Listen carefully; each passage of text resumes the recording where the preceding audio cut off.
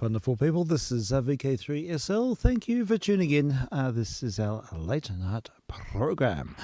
And we are right to go. And I can hear that you are cutting through there, Frank. We've got your microphone fixed. Do we have that ready?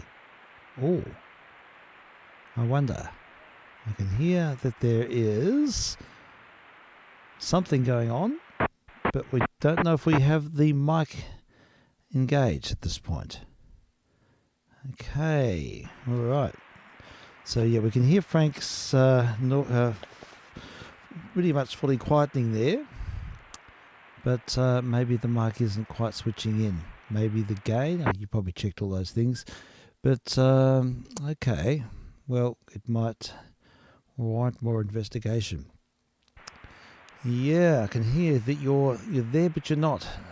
So we'll just have to I'll put something on while we're getting sorted and see if we can resolve it. But you may not want to wish to go at the back. See how you feel. Maybe we could have a call if it's not quite working the way it should. But we'll give it a go. I can play a recording here of the Halle Orchestra with Hamilton Harty and the logo for the New World Symphony. It's 2 parts, so this gives us a bit of time to check things. I'll leave the channel open so you can hear the squelch tail there, Frank, if you want to do some testomatics, and I don't mind if you speak over this. Recorded in the Trade Hall in Manchester. I wonder if that survived the war. This is a recording made in the 20s, and we'll kick off with this. And then we have a special program for tonight, but I'll have to wait for this turntable to awaken itself. It's being slow. Let's find out. Bear with me, folks. We've got another technical problem here. Here we go. We're in motion. So, yeah, we'll hear this recording of the Largo from the New World Symphony. Rather historic recording, actually. And we'll see if Frank's has any further success. It's fairly quiet, Frank, so you'll cut through if you manage. We'll just hello. Oh, you're there. You're with us. Hello there, Frank. All good. I can hear you. Well, all's well. Yeah. Sorry, my operator error. No, that's all good. It's working. It's fabulous. Yes, it's really good. Yeah, it's great. You just might want to notch down the gain a little bit now, but that's fine. Hold on. Yeah, you can do that. There we go. Yeah, that sounds like it's coming through beautifully.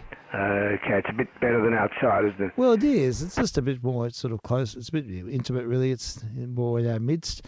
But that's fine. No worries at all. You could probably back off even a tiny bit more, maybe. Back off a bit more? Hold on. Only a tiny hold bit. On, QRX. Yes, as they say. That's it. QRX. Yeah. Oh, yes, I'm getting quite... How's that? Yeah, that's right. Not quite as much saturation. That's right. Is that okay, do you think? Yeah, it's absolutely fine. It's marvellous. All right. It's all good. So, and how many watts are you running at the moment? I'd estimated about 25. Okay, that sounds like it's fine. It's fully quietening. It's good solid signal. So I'm pleased that we've resuming operations. It's good news. It is. It's very good. Excellent. Leighton dropped it in tonight. So oh, marvellous. Oh, that's good. Had a nice chat. Oh, fabulous. I wonder how he's going. Very pleased to hear that you liked or you were interested in Eddie Ross. Eddie Ross. Yeah, I was playing. He's going to send me or he's going to put the DVD the program on a memory stick. Oh, fabulous. Okay. Oh, very good. I really enjoyed those recordings. I thought they were great. I played them inside and Kate was rapt. She thought they were much more modern than what they were. Yeah, no, she was ahead of her time, really. Yeah, you can really hear how Kurt Elling was. In fact, he sang that song of hers, Twisted. Yes. Is the recording of him singing that. Yeah. Yeah, I think we've got that here. We have a few Kurt Elling CDs. We used to play them a lot in the 90s. Oh, okay. Yeah, Kate went and saw him live. Oh, boy. Yeah, she liked it. So, I do too. Enjoyed it. Yeah, it's good. So, we got a fellow few. vocalist? Yeah. But he had that same vocalese type approach yes, to... that's right. It's very, very agile singing, wasn't it? Yeah, it is. It's very intense, very sort of... in your face. Would be very hard to stay in tune singing like that. It would be hard to stay in tune and just to keep ahead of things. Just so, yeah. you know, you just have to. You wouldn't want to have a memory lapse. I know. All those words, that spray. Yes, they just poured out, didn't they? They certainly do. It's so true. Yeah, I'm thrilled that we're all sorted there, Frank. That's good news. I'm pleased to hear. That's marvellous. Well, tonight, I'm not going to go very late. I'm tired. I just woke up, actually. I had a snooze, and I suddenly had one of those disoriented wake-ups where I suddenly thought, who am I? Where am I? What's going on? Sometimes you feel worse than before you went to sleep. To be honest, I'm feeling a little bit like that. But I will thaw out. But I'm keen to do the program tonight for a particular reason, because there's a theme. I mentioned this afternoon. Yes. And it's an article which is in a journal, music journal, which I saw today, and I thought, oh, this is so close to my heart. And I can sort of exemplify it with a couple of recordings and read. It's all about George Enescu. But look, since I've announced the Largo to the New World Symphony, we'll have that as our starting point tonight, and then we'll go down our Enescu road shortly.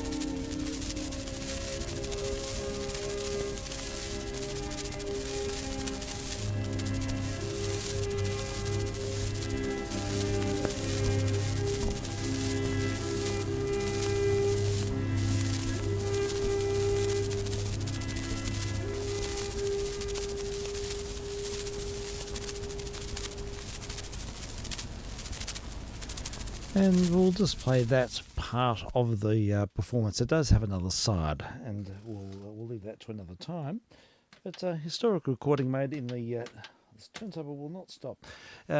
Historical recording made in the 1920s of the Halle Orchestra with Sir Hamilton Harty. Well, I don't think he was Sir then.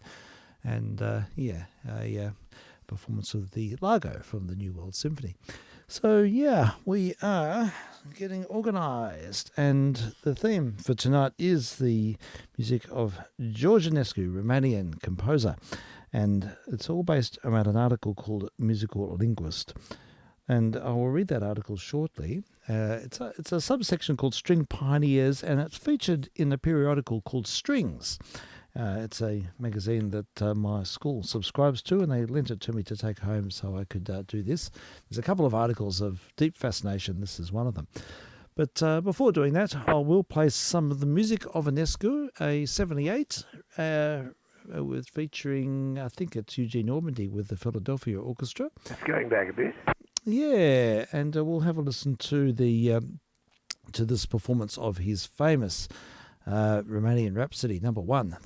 Normandy conducted that for many years, didn't he? He did. He had a very long tenure with the, and before that, Stokowski was with them. So yes, cool. it's an orchestra which had long-standing conductors. Ormandy was a very, very great conductor and an excellent violinist. There are recordings of Ormandy in his earlier guise as a fiddle player. And he actually he made records in the 20s.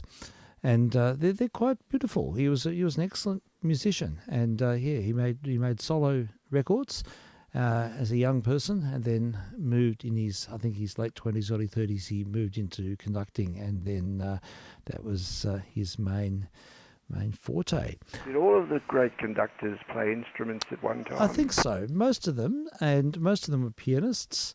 I know that the current conductor of the MSO, Jaime Martin, is a flute player. Is he? Yes, he is a flautist and played. In fact, there's YouTube footage of him as a much younger person playing in ensembles in Britain and and in Europe.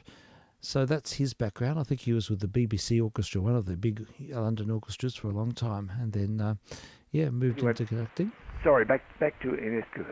Yeah, that's fine. No, it's an interesting topic. But we'll hear, there are recordings of Enescu conducting this, but I'll play this one because I've got the originals here. So these are courtesy of Mr. Fleming's friend Philip, who kindly passed on a crate of 78s and happened to have this record amongst them. So happy to play it.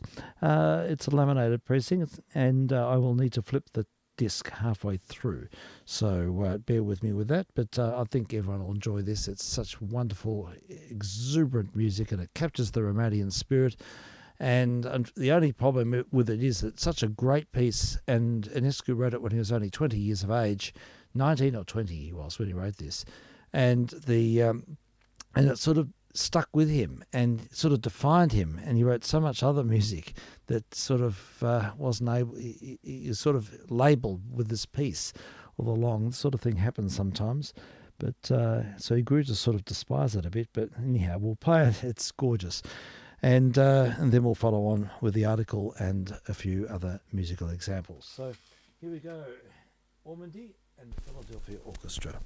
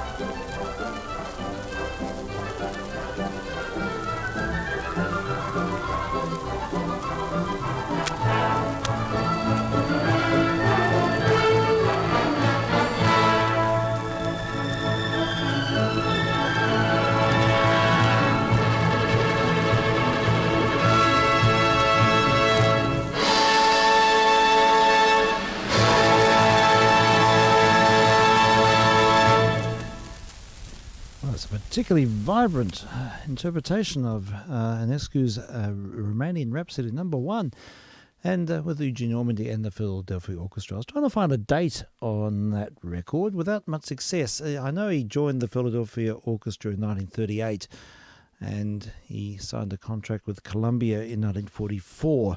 Well, it probably predates 44. Yep. So sometime in the war era, I gather that was recorded. But I particularly love that interpretation. I think that was just full of fire and whimsy. Well, I'll continue now with this subject. I'll let the article speak for itself without preempting it too much. But basically, it's called Musical Linguist, and it's by Brian Wise. I don't have any other information about Brian Wise, but he's evidently a music academic. But this is very approachable, and what we'll do is we'll take a break in a couple of spots and listen to some recordings to flesh out the picture. So I'll just get myself comfortable here, and we'll get reading. I've just got the headphones cord caught up on the seat, so bear with me while I untangle myself and get up close and personal with this microphone so I can read this article. Very good. Okay, so it's called Musical Linguist. George Enescu blended the sounds of Romanian culture and language into his complex compositions, by Brian Wise. By all accounts, George Enescu was worshipped as much at home during his lifetime in Romania as John Sibelius was in Finland. Enescu's Romanian Rhapsody No. 1, composed at the age of 20, that's what we just heard, and still his most beloved work, could be heard as roughly analogous to Sibelius's Finlandia. But comparing popular curtain raisers has its limitations, for while Sibelius established a varied place in modern concert life, Enescu, for all his considerable gifts, has been a stubbornly neglected figure. Some attribute this in attention to Enescu's quietly perfectionistic nature, which limited his output to just 33 opuses and made him a decidedly unflashy advocate for his work, though he was once a leading candidate to replace Toscanini as musical director of the New York Phil. Gosh, I didn't know that. Others feel that he suffered from a kind of one-hit wonder syndrome, in which his folkloric Romanian Rhapsodies No. 1 and No. 2 overshadowed the rest of his catalogue, which includes 3 completed symphonies, 2 string quartets, 3 violin sonatas and 2 cello sonatas. Still others believe that Enescu's detailed scores, thick with articulations and other markings, require a special patience to learn and understand. That is a leading theory for Christian Macleo, a Romanian-born artistic director of the George Enescu International Festival in Bucharest and musical director designate of the Cincinnati Symphony Orchestra. I think the first issue, and actually something that I've confronted myself, is when you first open an Enescu score, it's overwhelmingly difficult to understand the musical language because he was so obsessed with trying to capture the sound that he was trying to portray, says Marcelo, who early in his career played violin in Miami and Houston Symphony Orchestras. In Enescu, there is a lot of room for personal input, but first you have to understand what he means by all those markings, because every note will have 2 or 3 markings. An extraordinary musical polymath, Enescu was a skilled violinist, solid pianist, dynamic conductor, and an inspiring teacher, whose students included Yuri Menuhin. Ardently Romanian, but a long-time Parisian, he was pulled in many directions and talented in all. Stories of him playing complete Wagner operas or Bach cantatas from memory at the piano are legendary. Enescu was born in 1881 in Levini in Romania. The town was later renamed George Enescu, and began writing music for the violin at age 4 after a Romani violinist taught him the instrument. At age 7, he left his parents' farm for the Vienna Conservatory. At 7, my God, where he studied for 5 years and met his idol Brahms. Now, I didn't know he met Brahms. Amazing. Studies at the Paris Conservatoire followed, where he breathed the fragrant harmonies of Gabriel Fauré and studied violin with the Belgian Martin-Pierre Marsic. For much of the rest of his life, Paris was the hub of Enescu's busy touring career, but he remained attached to his homeland and returned there often. In Ionescu's first large-scale work, the Octet for Strings of 1900, 6 themes are introduced near the outset. I'm essentially a polyphonist and not a connector of pretty chords, the 19-year-old Ionescu asserted in an accompanying statement. When a melodic line, or better, a superimposition of melodic lines, cannot be discerned, there is no composition. The densely textured work has found a certain cult-like fascination amongst chamber musicians, and it has been recorded by, this is a whole lot of quartets that have recorded, double quartets that have recorded the octet. Markolo compares the tough-to-balance octet to Richard Strauss's tone poem. When you look at Ionescu's music, everyone has an extremely interesting part that is not necessarily in rhythmic unison with anybody else, he explains. Everyone has an individual line, but just like with Strauss, you have to be comfortable in having a part that is spectacular, but also basically unheard. Violinist Tay Murray has performed much of Ionescu's solo violin repertoire along with the octet. Even though I know it really well, every time the rehearsal process begins with a different group, it doesn't feel like I can start from 50. I always start from 0, she says of the octet. That's because of everyone's emotional and physical impact on the piece. It's going to be a totally different beast with a different group of people. And it is a beast. There we go.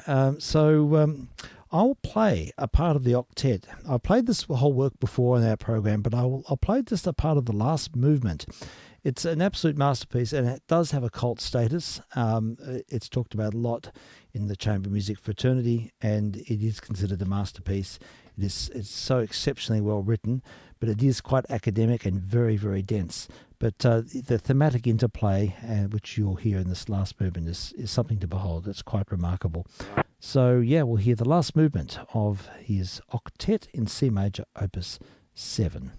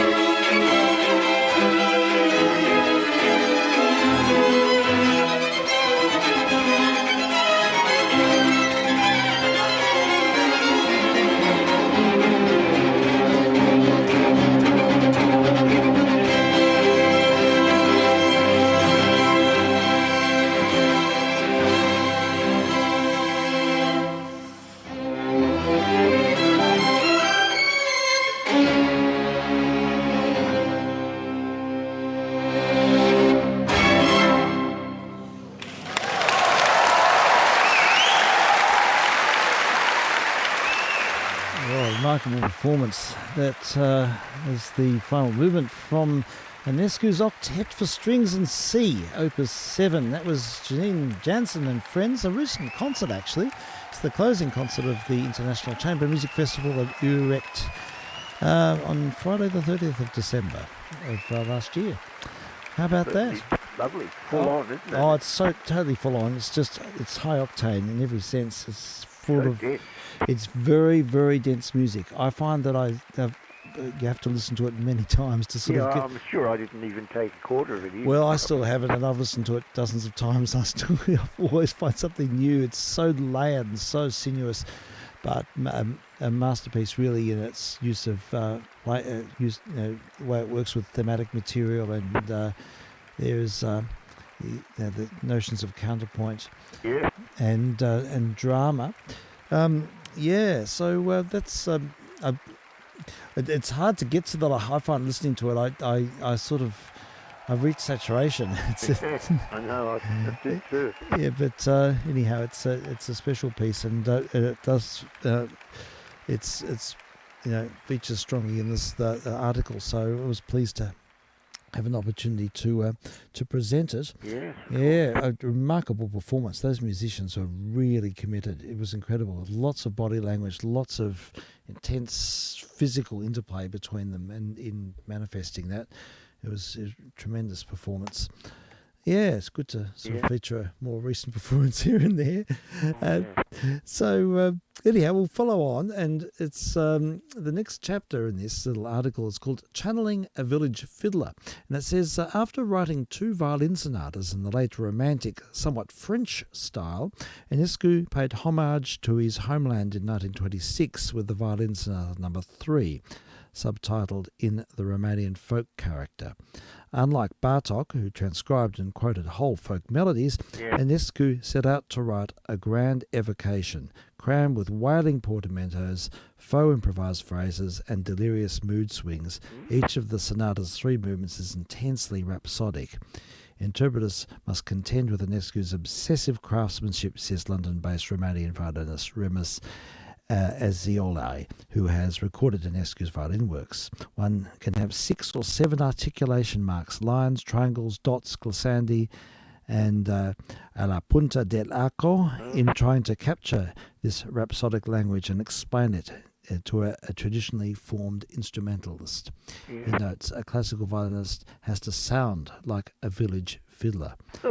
He's trying to... I can testify, because I played the Ionescu sonata for my 50th a few years ago, and the score is full of all of these obscure articulations. And he had a glossary that went with it. And and he had all of this very, very nuanced language of gesture and of sound, color, and ways of lifting the bow and creating a particular sort of voicing or character to your, particularly to spiccato and staccato notes, and it's really quite fascinating. And I've seen the score for the 3rd violin sonata, and it is peppered, it is covered with all of this information to try and capture that spirit. So I can understand exactly what they're saying here. And it goes on to say he's trying to figure out a way to notate the spoken language, the spoken heritage, adds Murray. He uses the violin in a very spoken language way. His markings tend to not just be dynamic, but about what shape you want in the middle of that note. That's so true. It's the shape of not just the beginning, not just the enunciation, but the character, the embodiment of each note. That's interesting. And although Ionescu writes his expressive markings in French, the sounds grow out of the Romanian language. A lot of his markings to try and bring out the memory of the rhythm of that language. So I thought I'd just play a little at this point, this juncture, a little of his violin sonata number 3. Now, the first 2 violin sonatas are much more in that sort of rather academic, late 19th century Romantic style, not unlike what we just heard.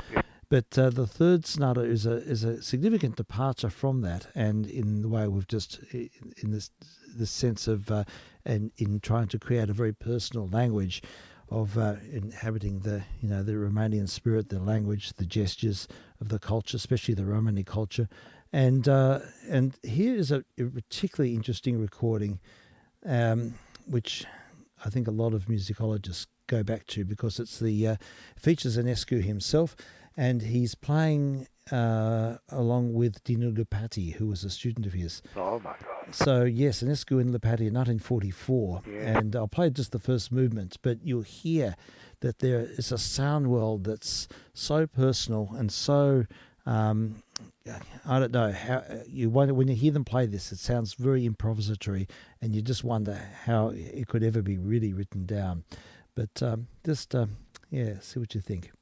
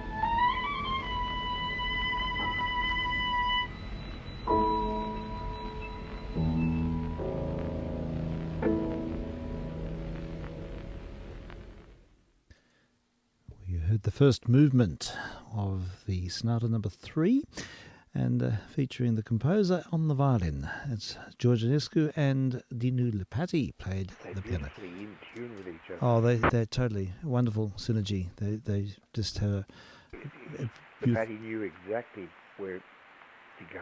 Yeah, totally. Yeah, they're reading each other's minds. They had a very, very close affinity. And I think Lipatti was Enescu's godson. And Was he really? I believe so. And they had a... he was a prodigy too, wasn't yes, he was. And there's a recording of Enescu's, one of his piano sonatas with Lipatti, which is just one of the greatest recordings. It's amazing. Lipatti plays it with such freedom. It just sounds like it's being improvised. Yeah. Well, actually, another of Enescu's piano sonatas he never wrote down. No, he played it all his life himself. Yeah. And I think it's the third sonata, and never wrote it down, and it doesn't survive. Now we have recordings. No, it's no recordings of it. No recordings? Yeah, it's an earlier... Oh, there must be a first one. It's an earlier work. But, so the story goes. But Enescu said on his deathbed, 1955, he says, "I have 1,000 fully formed works in my head. But I just can't write them down." Oh, my God. So he had this incredible, I don't know, this way of conceiving works, Yeah. almost a non-linear way of conceiving works. That's the way his mind worked. Yeah. Yeah, anyhow, I'll continue with the article. There's another bit to go. Yeah. And, we were referring before to a violinist, a chap called Azoitei, Azoitei, and he also calls attention to Enescu's character pieces, some of which he left unfinished, including the charming Torso Sonata in A minor. I don't know that. I'd love to hear if any of it survives. But for me, the big prize goes to the Impressions d'Enfance, he says, referring to a 10-movement suite, childhood impressions for violin and piano, in which a folkloristic manner meets a more chromatic idiom. I'm going to play that work shortly, but so that's our sort of feature piece. But I'll continue the article for a bit further. He was not interested in his works being performed all the time, anywhere, as already said. He was interested in performances that really capture the spirit, and he made them very difficult with good reason. He had a lot to say and made them in a way that no mediocre violinist or pianist could ever tackle them. That's why Enescu's music is not often played. Despite this, promotional efforts have been ongoing since Enescu's death in 1955, especially through the George Enescu Festival, which runs in alternation with the George Enescu International Competition, featuring violin, cello and piano categories.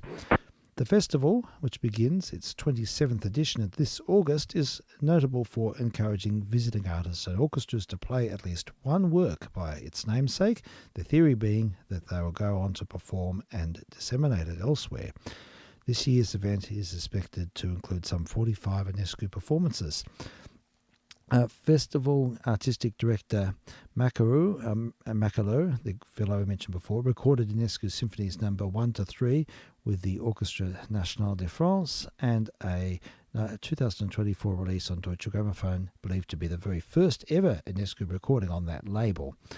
Macalou hopes to see more exposure for the composer's chamber works, including the 2 piano quintets and his final completed score, the crisply elegant Chamber Symphony Opus 33.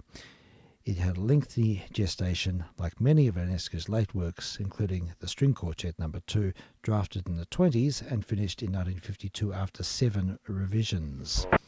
Yeah, a bit of a perfectionist. He spent many, many years, decades, writing an opera, a single opera called Oedipe, and it's still performed somewhere in the world. It's being performed every year.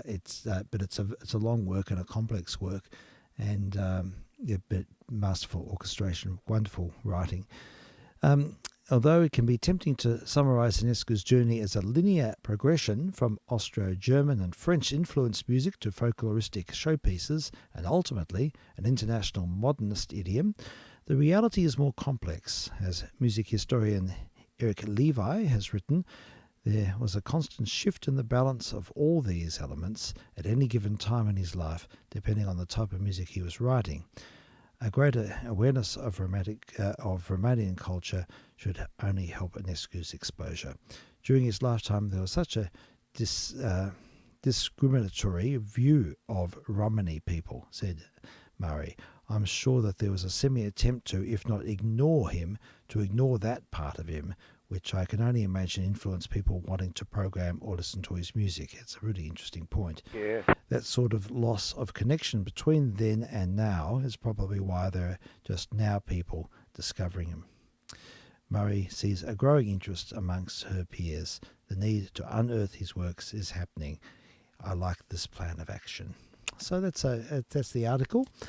And so I thought the childhood impressions piece would be sort of a nice way to wrap up. Well, I'll just have one tiny short offering at the end after that. But this work was completed in 1938, and it's 10 short movements, and I'll read them out. The first one's called Minstrel. It's his impressions of his world as a kid, and it's Minstrel, Old Beggar. Third one movement is called Stream at the Bottom of the Garden. Fourth is The Bird in the Cage and the Cuckoo on the Wall. Next one's Lullaby. The next one's Cricket. Then we have Moon Through the Windows, Wind in the Chimney, Storm Outside at Night, and finally Sunrise. So 10 movements. And the performance I've chosen is quite acerbic. It's very closely mic'd, but you really hear that sort of the nature of the articulation, or this sound world he was trying to create. It's very evident, it's very immediate through Sherbin Lupu's playing. And I listened to a few versions earlier this evening to see what else there is out there, and some wonderful performances, but they're usually played in a more ambient acoustic, and you lose some of that closeness. And I think this music is incredibly intimate, and I think in this instance a close mic, for me at least, just makes it more so, and sort of embraces that Spirit. That spirit indeed. So yeah, we'll play this now. It goes for about 15-20 minutes, but it's really, I think it's one of the, I remember hearing this in Romania and getting the CD when I was there actually, and we walked to, I think I've mentioned this, to Enescu's birthplace. We hitchhiked on carts and trains and things in the middle of nowhere. I wanted to see his birthplace, and Kate and I, and so this work, being his impressions of a young person, was evokes that experience, of course, and seeing the little farmhouse in which he lived, a tiny 4-room house. It's really very modest. So anyhow, sit back and enjoy this. It's impressions of a young person, Opus 28.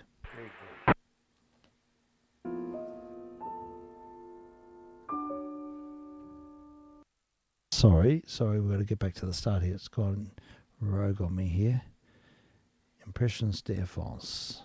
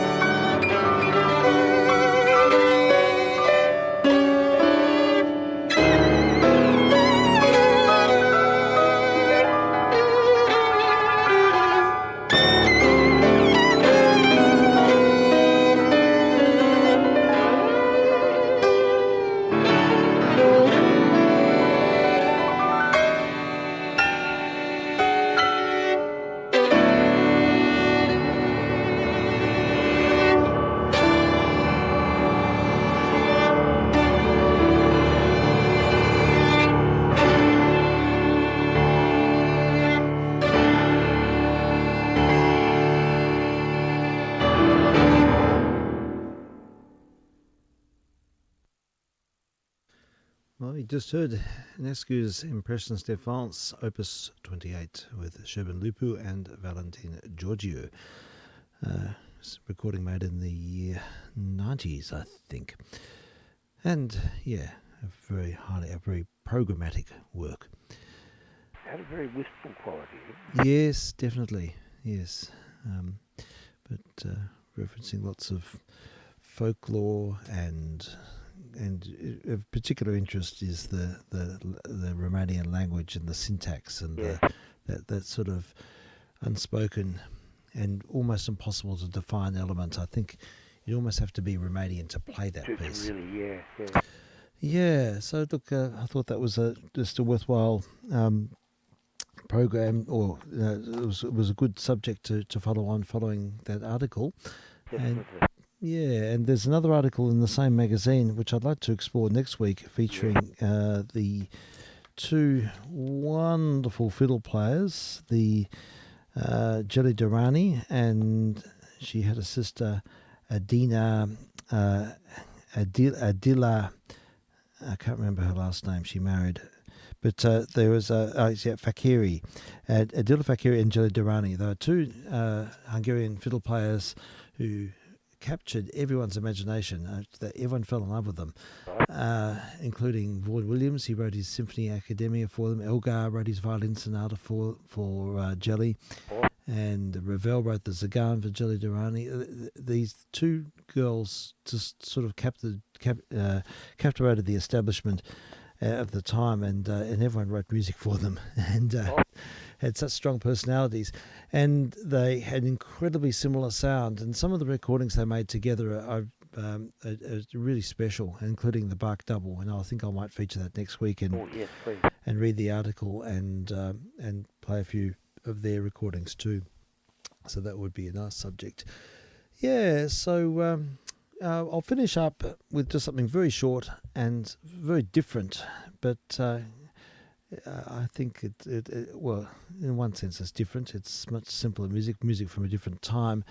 It's the music of Pugnani, and it's a recording Nescu made in the 1920s. I think this is some of the most beautiful violin playing I've ever heard. Yeah.